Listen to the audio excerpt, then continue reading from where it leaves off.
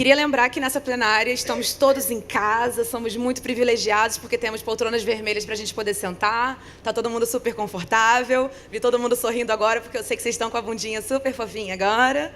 A gente tem aqui alguns biscoitinhos que foi do nosso patrocinador Mãe Terra que mandou, por favor, peguem, é à vontade. Já comi uns 3, vocês podem comer também. Queria lembrar, porque a gente começou as atividades na plenária hoje às 10 horas da manhã, não sei quem está aqui acompanhando desde o começo. Alguém? Encostou na cadeira e ficou? Ou não? Circulamos. Ótimo. Queria falar que essa edição do Colabora, nós estamos homenageando mulheres que foram pioneiras em suas lutas. Então, nós temos mulheres que lutaram por direitos civis, nós temos mulheres que lutaram pelo meio ambiente, mulheres que lutaram pelas suas famílias. E nessa plenária, especificamente, é a plenária Estela Carlotto. Muito obrigada, Camila. Alguém sabe quem foi Estela Carlotto? Estela Carlotto, ela foi uma ativista argentina e ela foi presidente de uma associação de avós. E é engraçado a gente pensar, mas como assim? Como que ela foi ativista, presidenta de uma associação de avós? Existe associação de avós? Acontece que nossa amiga Estela tinha uma filha que engravidou e essa filha grávida foi sequestrada. E ela desapareceu por muitos anos. Estela, desesperada, preocupada com a filha, com o neto que estava para nascer, foi buscar relatos, fez investigações e nunca descansou. E eu digo para vocês que depois de 36 anos, ela achou o neto dela. Ela descobriu que a filha dela tinha dado à luz e o filho tinha ido para uma outra família. Então, por causa dessa luta, por causa de todos esses anos, por causa da crença e por causa da raça e o não descanso de correr atrás disso, eu queria pedir uma salva de palmas não só para a Estela, mas para todas as mulheres que estamos homenageando no Colabora e todas as mulheres que estão fazendo e realizando e presentes aqui.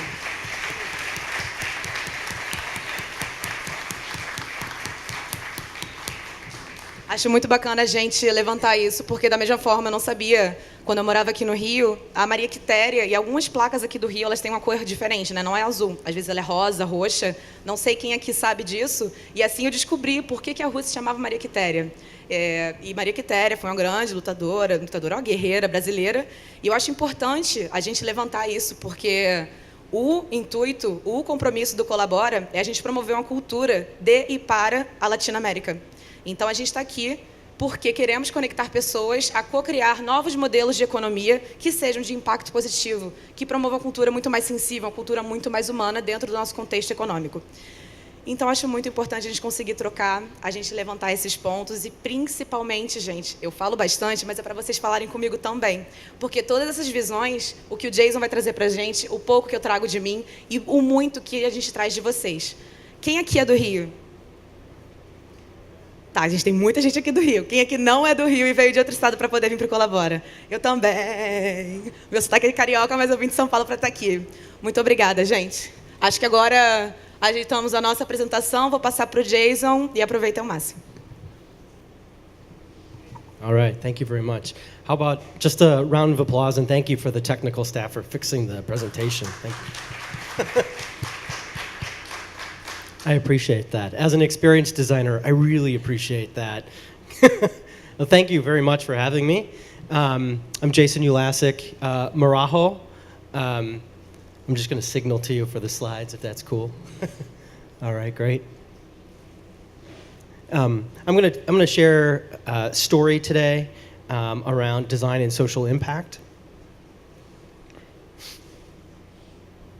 And there's kind of 3 things I wanted to share. As a designer, we're curious human beings, always love to learn. We're very passionate about what we do and the things that we create. That goes with the process of creative problem solving and seeking to have a positive impact. So I want to share a little bit of a reflection around my personal story and some of the things I see as a designer. And then I want to share a design story about some of the work that I do and have had the privilege to be able to do. And then I want to share some insights. And I think these things will apply to you whether you are a creative problem solver, a designer, a technologist, any sorts of, maybe you run a social enterprise, etc. Okay, so here we go, a little reflection. Evolving, iterating. If you're in if you're a designer or familiar with technology, over the last 25 to 30 years, we've seen a tremendous amount of change happen, and the pace of which it happens has also increased. And as a designer, we've had the opportunity to work on everything from the very first websites that were around, through to new digital products and services, to creating customer experiences, to help solving and tackle social challenges, to help institutionalizing design as a capability inside of organizations. And as you know, and as you see throughout this conference, design can have a very positive social impact when applied in the right way. And so it's through this course of time that design thinking, user experience design, user-centered design, whatever label that you want to put on it, really has been born. And if you're not familiar with this illustration, it's the kind of the illustration of a creative design process. Moving from an abstract question, garnering some understanding, moving through conceptualization and prototyping, all the way through to responding with a concrete solution or an answer. And it's with that type of a mindset that we use design for a number of different products and services. Some of these you might be wearing, some of these might be using today. We're all very familiar from this standpoint from a consumer side, but it's also been driving a lot of thinking from, next slide, from what we're doing as designers, as a global profession, and that we've come to expect and see that all really, truly great experiences are designed. There's a certain intention behind the choices that we make and the thinking that we put into a particular solution. And so, as a designer, over the course of my about 20 years of experience, I've been curious about how far can we push design, and how can we use design to help solve and tackle social challenges? Where is the edge of design that we can use to create a positive social impact? And throughout my reflection in my career, I wound up creating an organization called UX for Good. UX for Good is a nonprofit organization. We've had an opportunity to work internationally. We work on design challenges. They're kind of pop-up challenges, if you will. And so we invite a talented set of designers from around the world to pair up as a team, and we partner with some pretty interesting and progressive type of nonprofit organizations that are tackling social challenges. And in the past, what we've had an opportunity to work on has been challenges in the music community in New Orleans, in the United States, looking at how we can advance access to financial services and empower musicians to take greater control of their success.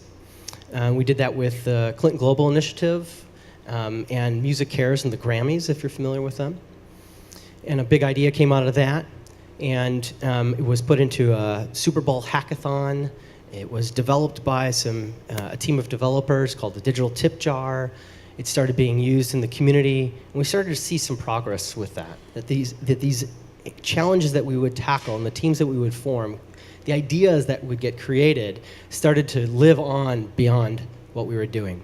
We also saw that when we worked with the Dalai Lama Center around advancing social emotional learning in the classroom in Vancouver.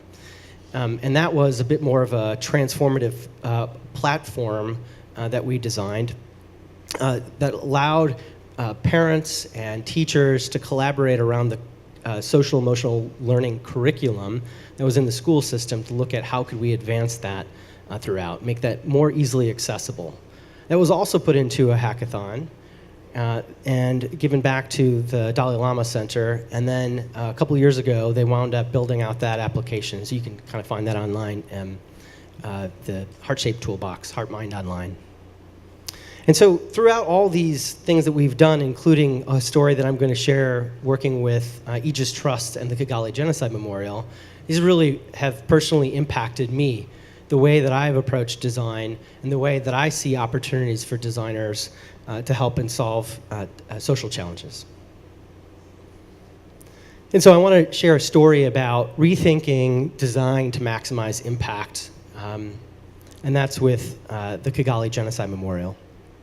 The Kigali Genocide Memorial, I'm not sure if you're familiar with that, if you've ever had an opportunity to visit Rwanda and visit that memorial, or if you've even had an opportunity to visit other memorials like that share and tell the story of a mass atrocity such as the genocide. Maybe you've been to a Holocaust museum or something similar. But if you're not familiar with that, the memorial represents remembrance, the memorialization, rebuilding lives, and learning that is curated by Aegis Trust, a nonprofit organization that built the Kigali Genocide Memorial in 2004. And the story is about the 1994 genocide against the Tutsi, which in 1994, over a 100-day period, from April through to July, about 1 million people were taken off this planet in a variety of forms. And we had an opportunity to work with Aegis Trust and getting to know them. And the big question that we were really curious about is not so much that Aegis Trust wanted to create more memorials. They had one. It was exceptionally powerful in terms of the story it was telling. The grounds of the memorial, it has a museum building, but it has a memorial and has mass graves. It has more than 250,000 people that are buried there. Survivors come to pay their respects. Dignitaries and delegates come from around the world. Students, youth come to learn about the genocide, post-genocide, reconciliation, and unity. But the thing about the memorial is that how could they take advantage of this emotional energy that was created through the story and the experience and really truly convert that into some level of greater type of action? And when I say action, I don't mean just giving some dollars in terms of a donation, a monetary value. While that could be part of it, I also mean about extending their programs, representing their mission, becoming advocates and supporters for what the organization stands for, which is preventing crimes against humanity. Next slide. And so we took a team there to Rwanda, a team of international designers, 10 designers, and we fundraised for that and was successful via a Kickstarter campaign. And we spent a good portion of months leading up to the event, as well as months after, working through the research and looking at this challenge. And we conducted over 500 hours of research and interviewing people, spending time with visitors, with Rwandan staff and Rwandans that were running programs such as peace building, et cetera. And we've had two really major insights that came out of the work. Next slide. The first was that the museum itself, the experience, was creating an emotional burnout for visitors. It's so emotionally charged that people, as they would move through the story, were just kind of shut down. You would exit the museum building and not really sure what to do, how to think, how to act, how it was impacting you. It was hard to process. The other big insight that we found is that there truly was, many years after the genocide, all this tremendously powerful work and progress that the country, the community, the people were making around unity and reconciliation. And that was through a lot of sustainable peace building education that they were doing inside the schools. And that was happening outside in the field. And what we found was that work and those stories weren't represented inside of the memorial itself. And so there was a lack of telling the story of the rebirth of this community, of this nation. And so, as designers do, we start to model what that experience looked like. And as you move through the museum and the story, it felt a lot like somebody punching you in the gut, a painful experience, yet more pain, not really sure what to do, and then asking you some questions, maybe how you might be able to get involved. Again, maybe you make a donation to fund a peace building workshop. Maybe you make a donation to help fund other programs or services, whatever it might be. You just felt stuck. There wasn't a transitional moment. Next slide. And so what we proposed as we studied a number of different things is that we shift the experience. We think about getting people prepared to enter that experience. We think about the pain that is an important part of generating empathy and understanding, contextualizing the historical event itself, the genocide against the Tutsi. We think about ways that we could provide reflection and the iteration between pain and reflection. We also think about the hope that there are countless number of individuals that stood up as average, ordinary, everyday citizens in the face of the genocide and became heroes. Hid people, saved lives, put themselves in front of others in harm's way. And those things needed to be celebrated. And then ultimately providing some type of relevant action. So connecting the story in a more holistic way. Next slide. And so that was the generation of something called the Inzovu curve. And that has served as a framework for us working with the memorial over the last few years, but also working with other museums, memorials, and cultural centers. We did a workshop here yesterday as well to share our thinking about the framework. It is not meant to be a literal interpretation. It is meant to help drive the thinking around the experience and the decision-making about what types of interactions to create for visitors, for any type of people that you might wind up supporting through the experience. Next slide. And it's called the Inzovu curve because it's shaped a bit like an elephant's trunk. Inzovu in Kinyarwanda is translated as elephant. This is kind of an ideal shape of it. Not every single museum and memorial has the same shape, so I'm not advocating, again, for a literal interpretation, more so from a framework standpoint. And as people move through this, you can see the distinction between compassion and empathy. There's some neuroscience. If you're interested in neuroscience, you should check out a neuroscientist named Tanya Singer, who did a study around compassion and empathy that actually helped inform some of the thinking and the experience that we were seeing at the memorial. And so the top level of the model is compassion, the bottom is empathy. And you can think about this as an emotional conversion model. I like to think about it almost as a solar panel, where it's harnessing this emotional energy and helping to convert it, right? And so through that flow, we have to think about how we're guiding the experience. And there are a couple different key points along the way. We have the work online too at inzovucurve.org if you're wanting to kind of dig into it a little bit further, or I can share later. But the key moments in terms of this model are to be able to kind of establish a personal connection, to see parallels and other in your own life with what happened in Rwanda, because that's important for moving people and converting them through and seeing that there's a will, that we can motivate people to taking action and become greater or better humanitarians. And it turned out that this work was very inspiring for the memorial, because sometimes, as it turns out, you're just so close to the problem that it's hard to take a step back and kind of see the abstraction of the experience. And so what has happened is that they've endorsed the framework, and we've continued to work with them in looking at two problems, really. One, at the beginning, kind of the preparation side of getting people inserted into the experience, and on the outset, which is kind of the action part. And it just so happened that as a designer, I fell in love with the problem. I'm sure you've experienced this in your own career, whether you're a designer, a technologist, a storyteller, or whatever it might be. That you find this intersection of passion and creativity, and it's just wonderment. It's just awesome. And you get to see some of the work and energy and thinking start to have a positive impact. And this has had a profound impact on me personally and professionally. So much so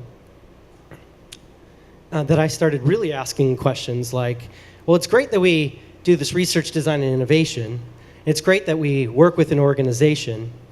But what is our responsibility as designers, as a team, as a people, to help others carry these ideas forward? How do we turn these things into sustainable solutions? Because the Kigali Genocide Memorial and the nonprofit, they didn't have designers on staff. They didn't have content strategists and marketers, right? They were storytellers. Many of the guides themselves were genocide survivors.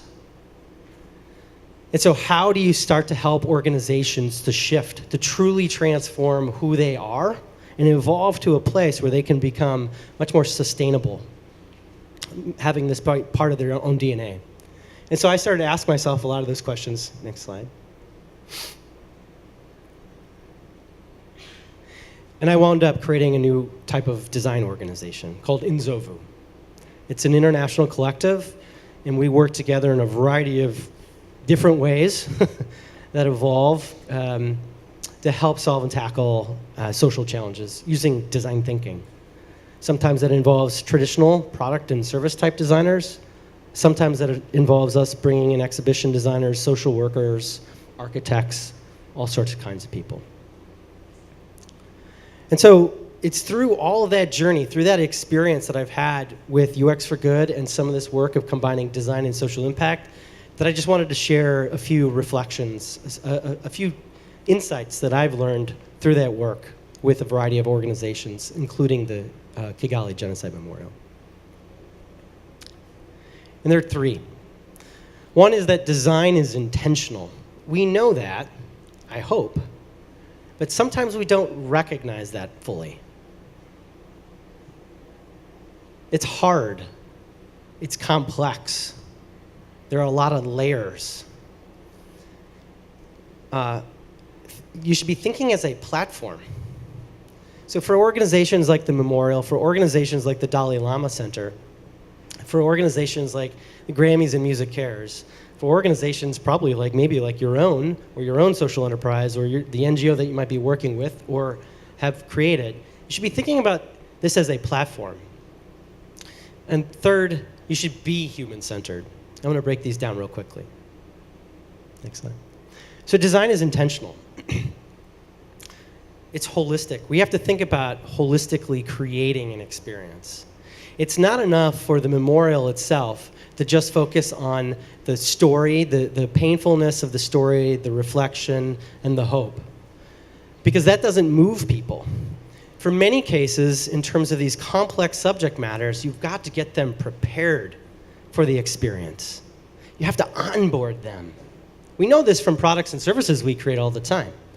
But in terms of social impact, it's true just as much so. We also have to think about how do you extend this out the other side. And we have to be purposeful and clear about what we're doing. We have to be clear on our why, where, and when we engage. Because ultimately, this is all about your organization, your brand. Where does it show up? What does it do? Who are you? Next slide.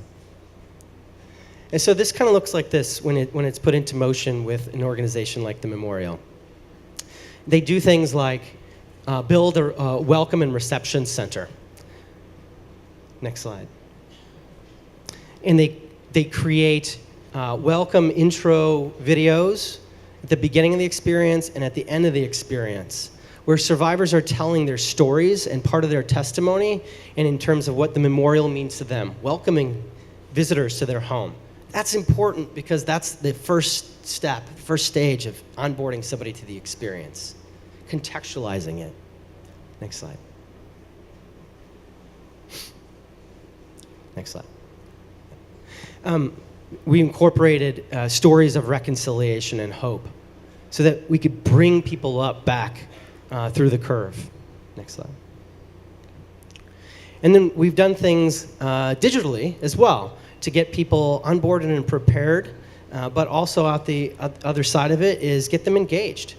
There's a ton of expertise and knowledge, intelligence that the folks in Rwanda running the memorial have done through programs like the Genocide Archive of Rwanda, through peace-building education, through the work around unity and reconciliation. They're experts in this. So how do you take advantage of that? How do you harness that value and turn that into something meaningful to be able to package and share that with others that may be needing that same type of antibody, that solution, some other place in the world.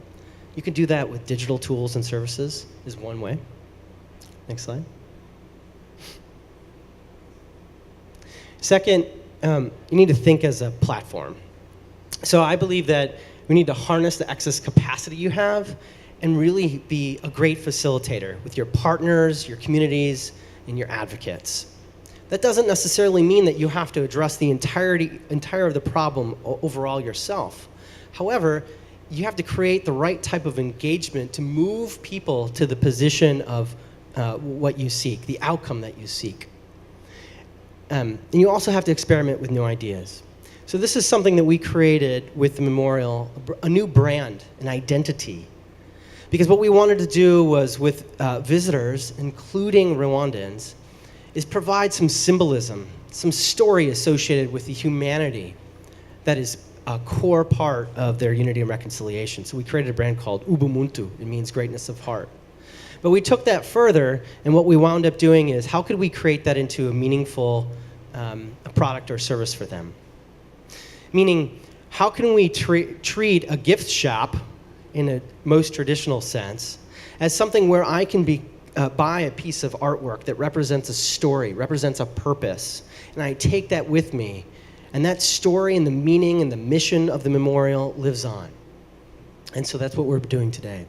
And we're doing that through other ways, and we're actually helping them think about a brand as a platform through Ubuntu, and doing things through education, next slide, including things like developing and designing their digital education platform for their peace and values education that's now inside of the national education system in Rwanda.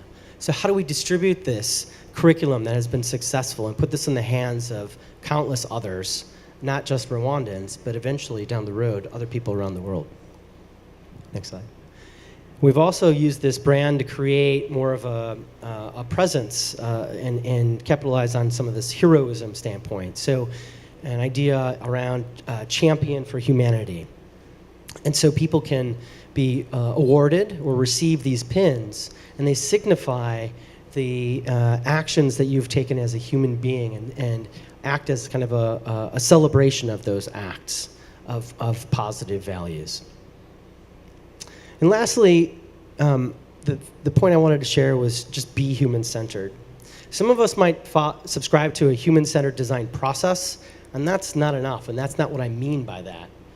I mean that we have to put people at the center of everything that we do, that individuals have unique motivations, goals, and challenges, especially when you work with people that have been directly impacted by a social problem itself, like a genocide. And that change happens through by helping shape shared experiences and facilitate those so that we wind up having a shared understanding and sharing that perspective over time. Forming small habits and helping to turn them into larger behavior change. Next slide. And so these are just things when we work on projects, we get everybody involved in the process. It's extremely participatory. We're facilitators. I'm not a genocide survivor. I'm not a Rwandan. I'm not even an expert necessarily in memorials and museums. I'm a designer. And so it's important to have people part of the process. And we get them using design activities, doing things like empathy mapping or journey mapping to help elicit an understanding for the outcome that they seek and allow us to create that shared experience together so that as a designer, I can understand and I can relate. I have the context for what they're talking about, what that's like. Next slide. And I'm constantly reminded by this African proverb when we do this type of work. And it is something that goes as, I am because you are. You are because I am. And when I say be human-centered, that's what I mean. It's so incredibly important to use design as a tool to facilitate, but really truly think about the people that you're designing with, not for, but designing with. Next slide.